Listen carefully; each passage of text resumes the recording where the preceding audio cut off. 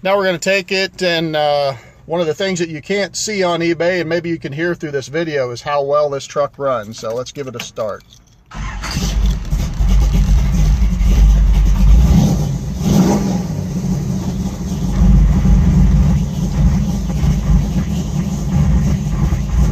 It is aluminum headed, so I let it warm up a little bit before I brought it down here. So you can see that digital gauges, got digital RPM.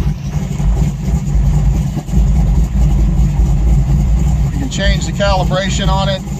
Clock's obviously not set. There's a trip odometer for it. Yeah, I don't know if it'll run 210, but it'll get there pretty quick.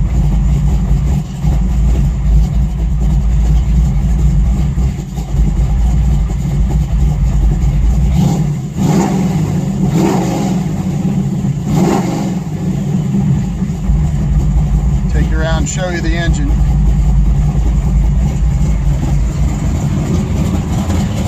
Like I said, everything's new on this thing. Don't be taken aback by the 572 valve covers. It is a 454 block, probably 30, maybe 60 over, so it could be a 468. Not sure, I didn't build it, but it's been professionally done.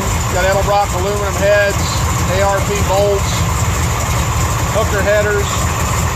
Racket pinion steering. This thing steers better than some Corvettes that I've driven. You got your March serpentine belt pulleys on it.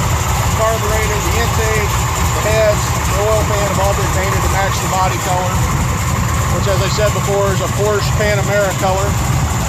So Actigras metallic, and I have not found a flaw in the application of this paint anywhere.